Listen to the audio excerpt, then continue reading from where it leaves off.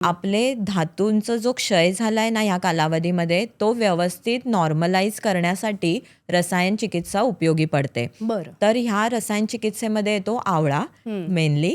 तर आवळा काय करतो, त्याच्यामध्ये व्हिटॅमिन सी तर आहे. व्हिटॅमिन सी सगळ्यांनाच माहिती आहे की तो किती छान असा एक अँटी एजिंग म्हणून छान असा बेनिफिट देतो. तर आवळ्याला आहे ना वयस्थापनानं मामलकी म्हणजे ते वयस्थापन करतं. वयस्थापन म्हणजे काय, तर आपलं एजिंग लॉक करायला मदत करतं. तर एवढा नॅचरल असा छान सोर्स आपल्याकडे असताना इतर गोष्टींची काहीच गरज नाहीये. खरंय. आणि च्यवनप्राश हा कल्प आपण मेनली आवळा आणि त्याच्यामध्ये बऱ्याचशा वनस्पती आहेत, पण मेनली आवळा असतो. सो तो एक रसायन कल्प म्हणून आयुर्वेदामध्ये आलेला आहे. रोज सकाळी 1 चमचा अनुशेपोटी आवळ्याचं म्हणजे च्यवनप्राशचं सेवन करणं हे खूप छान बेनिफिट देणारं असतं. ज्यामुळे आपलं एजिंग लॉक होऊ शकतं.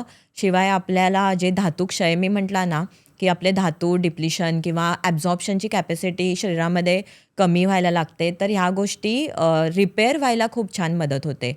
आणि च्यवनप्राश आहे ना इम्युनोमॉड्युलेटर म्हणून सुद्धा काम करतो. आता जेव्हा तुमची इम्युनिटी जर छान होणार आहे, तर बरोबर. तुम्हाला इतर सिम्पटम्स आहेत ना, जसं की पाय दुखणं आहे किंवा बॉडी एक आहे किंवा सतत आजारी पडणं, मूड स्विंग्स होणं, या सगळ्याच गोष्टी तुम्ही छान अशा बऱ्या करू शकतात. त्यामुळे च्यवनप्राशचा वापर हा नक्कीच केला पाहिजे.